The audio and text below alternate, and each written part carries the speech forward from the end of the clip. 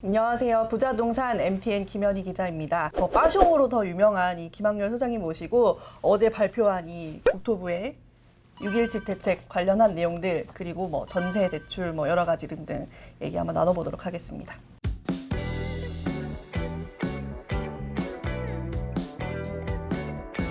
어제 정부가 얘기하기로 갭 투자가 굉장히 많이 늘어났기 때문에 위험하다. 우리가 이러이러한 대책들을 내놔서 갭 투자를 잡겠다. 투기 수요를 잡겠다. 이렇게 얘기를 했잖아요. 네. 소장님 보시기엔 좀 어떤가요? 이게 좀 근본적으로 이게 좀 시작 자체가 잘못됐다라고 생각을 하는데, 일단 이게 지금 크게 나온 대책 중에 네 번째, 그러니까 지금 21번째 대책인데 매년 하나씩 큰 대책이 나왔어요. 그동안 이제 계속 큰 대책이 나온다라고 하는 것은 사소한 대책들은 다 늘 나오는 것들이기 때문에, 근데 이번엔 큰 대책인데, 큰 대책의 의미는 이전 대책이 잘못됐다는 얘기거든요. 그러니까 지금 임차인들이 있을 거고 임대인들이 있을 거예요. 지금 두 계층의 대결 구도로 보고 있는데, 이게 과연 대결 구도일까? 동반자는 아닐까? 이런 생각 혹시 안 해보셨어요? 많이 하게 되죠, 사실은. 예, 동반자거든요. 왜 그러냐면은 서로 다 필요해요. 그러니까 예를 들어서 임차인들이 꼭 있는데, 임차인들이 좀 필요한 게 내 집 마련일까요? 전세일까요? 월세일까요?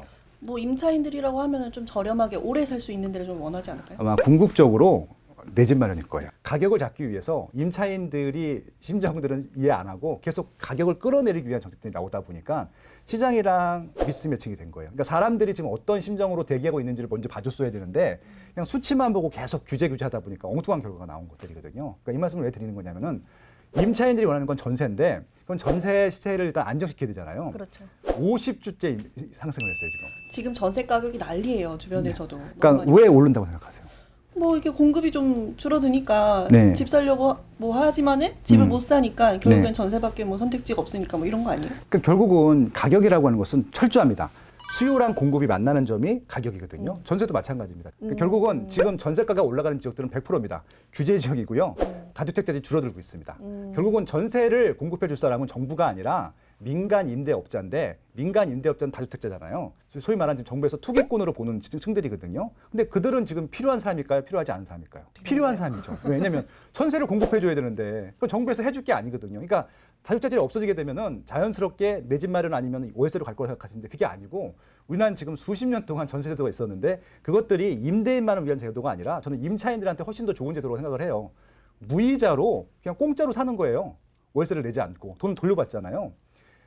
종로에 가면 이제 스페이스 본이라고 하는 좋은 주상복합 단지가 있는데, 안젤리나 조리가 입양한 아들을 연세대학교로 보내면서 거기다가 전세로 구해줬단 말이죠. 그렇죠. 그 중개업자한테 그러더래요. 이게 말이 되냐 그러더래요. 한국에 이렇게 좋은 제도가 있었냐고 그러면서. 그러니까 외국인이 봤을 때는 너무 뜨아한 제도인 거예요. 왜냐하면 임차인들을 철저히 위한 제도이기 때문에. 그만큼 임차인들을 위한 제도인데 그것들을 자꾸 없애는 방향으로 하는 겁니다. 그러니까 결국은 전세를 없앤다라고 하는 것은 다주택자를 잡기 위해서 시작을 했을 텐데, 궁극적으로는 전세에 살고 싶은 임차인들에 대한 수요를 그러니까 공급을 점점 없애는 정책들로 갔다 보니까 전세 매물은 줄어들고 전세를 구하고 싶은 사람들이 점점 많아지기 때문에 가격이 올라가는 것들이. 그래서 결국은 이제 지금 나온 대책도 결국은 갭 투자를 줄이기 위한 정책일 텐데, 그럼 또 악순환이 반복되는 겁니다. 전세 매물은 더 줄겠죠? 아마 단언컨대 하반기 때 전세 급등할 거예요.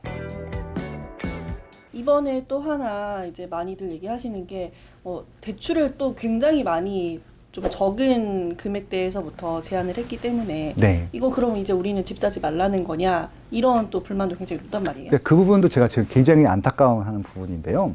이제 15억 이상은 대출이 10원도 안 나옵니다. 규제 지역에서는. 근데 그럼에도 불구하고 거래가 되는 것들은 어떻게 생각하실 거예요?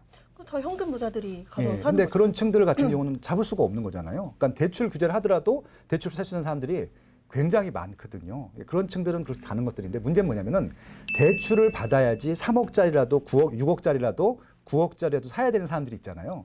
그분들이 지금 피해를 보는 거예요. 갭 투자지들이 대출을 받아서 투자를 할까요? 아니라고 하시더라고요. 비싸면 그것도 투자를 안 해요. 그러니까 소액 레버리지, 소액 갭 투자거든요. 솔직히 말해서 갭 투자가 아닌 투자는 없어요. 갭 투자하면은 소액 갭 투자만 얘기를 하는 그렇죠. 것들인데, 1억 미만 이렇게. 그러니까 보통 이제 과거에는 1,000만 원 미만, 지방 같은 경우 그렇고요. 서울 같은 경우는 5천만 원 미만이 소액이었는데 지금은 이제 한 억조까지도 올라왔죠. 그러다 보니까 이제 그 정도 금액으로 살 수 있는 아파트를 찾았다 보니까 이게 전세가랑 매매가랑 거의 붙어 있는 아파트들을 찾거든요. 그러다 보니까 대출을 굳이 받을 필요가 없는 겁니다. 받는다 하더라도 일부 대출, 그러니까 신용 대출을 충분히 커버할 수 있는 정도, 그 정도이기 때문에 좀 대출 규제를 하게 되면요, 물론 이제 그래 대출을 받아서 투자를 하는 사람들도 있어요. 뭐 선대출을 받기도 하고 후대출을 받기도 해서 좀 이제 갭을 줄이기 위해서. 네. 근데 그런 사람들의 숫자보다 일반적으로 대출을 받아서 집을 사는 사람 비율이 저는 한 10배는 더 많을 것 같아요. 10배도 모르겠어요. 몇십 배는 더 많을 것 같아요. 그래서 지금 1, 2% 잡으려다가 90 몇 프로의 사람들이 피해보는 좀 그렇게 좀 정책으로 가고 있거든요. 이번에도 이제 지정되지 않은 비규제 지역들로는 또다시 또 풍선 효과가 일어날 것인가 이런 것 좀 어떻게 보세요? 저 같으면은 전국을 다 지정을 해버리면 끝나잖아요. 그럼 규제하게 되면은 투기 수혜역들이 없을 거예요. 아마 이제 무리해서 투자를 안 하고 아마 그럼 투자의 패턴을 바뀌겠죠. 다른 투자로. 근데 지금 계속 그 비규제적을 만들어 놨거든요. 그건 왜 그런지도 제가 곰곰이 생각을 해봤어요. 전 두 가지 이유가 있다고 생각을 해요. 아마 그건 노골적으로 얘기 못 합니다. 그렇게는. 근데 제가 소설 한번 써보는 겁니다. 하나는요. 지방처럼 수요가 적은 지역들은 투자 수요층들이 들어오지 않으면 가격이 오르지 않아요. 근데 지방도 가격이 올라야 되잖아요. 많은 분들이 오해하고 계신 게 뭐냐면요. 지금 청주, 대전 많이 올랐잖아요.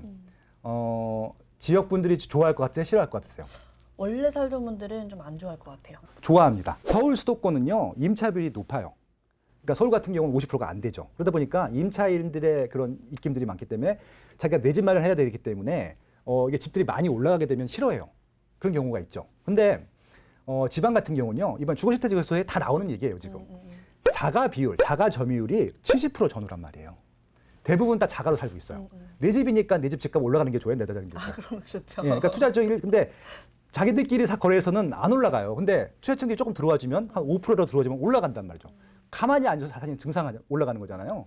그러니까 투자층들이 들어올 때만 올라간단 말이죠. 좋아해요. 그러니까 청주, 대전 분들은요. 설문조사 해보시면 알겠지만은 다 좋아할 거예요. 그래요? 네, 아마 더 대다수가 좋아할 겁니다. 지방은 다 그래요. 그러니까 이게 지방하고 다른 거죠. 그러니까 결국 지방 같은 경우는 내 집 마련 비율이 높기 때문에 그러니까 시세들을 안정화시켜주는 게 중요한데 그게 바로 인플레이션만큼 올려줘야 되거든요. 그럼 투자층들이 가야 되잖아요. 결국 그렇게 취약다듯이 그렇게 모는 정책의 방향성도 저는 있는 거라고 생각을 해요. 지방 시세를 올려요. 아니면 올라갈 방법이 없거든요. 근데 서울은 지금 그렇게 방치하면 더 많이 올라가겠죠. 그러다 보니까 조금 눌러놓는 경향이 있는 것 같고요. 그렇기 때문에 좀 다른 겁니다. 결국 그래서 이제 비규제적으로 지정된 지역들은 또 글로 가겠죠. 오를 겁니다. 100%입니다.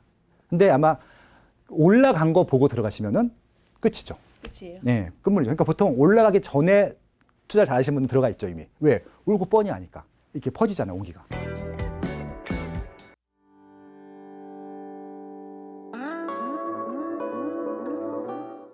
일단은 내 집 마련을 빨리 하시길 바라고요. 처음부터 좋은 입지, 좋은 주택을 갈 수 없기 때문에 단계별로 하셨으면 좋겠다는 말씀을 드려보고 싶고요. 근데 중요한 건 뭐냐면은 빨리 하셔야 돼요. 그러니까 기다리면 안 되고요. 무조건 조금 무리해서 하셔야 돼요. 그러니까 이게 말도 안 되는 대출을 받으라는 얘기가 아니라 더 열심히 사시라는 얘기고요. 조금 더 참으면은 생각보다 저렴한 가격에 살 수 있는 집들이 꽤 있어요. 그러니까 지금 노도관 금강구가 지금 오르고 있거든요. 거기는 싸요 아직도 대출도 받을 수 있고 그런 거라도 사시기 바라요. 왜냐면 산 다음에서야 그 다음 단계가 보이기 때문에 그렇습니다. 집을 사지 않으면요 그냥 다 투기꾼으로 보이고 세상이 다 이상하게 보이거든요. 그렇지 않다는 말씀을 일단 드려보고 싶고.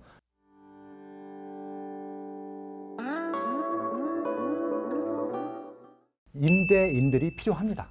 전세 누가 공급할 겁니까? 그렇죠. 전세 물량도 있어야 임대 시장이 안 되기 때문에 다주택자들도 좀 어느 정도 양성을 했으면 좋겠다. 예, 그런 제안도 드리고 싶습니다. 네.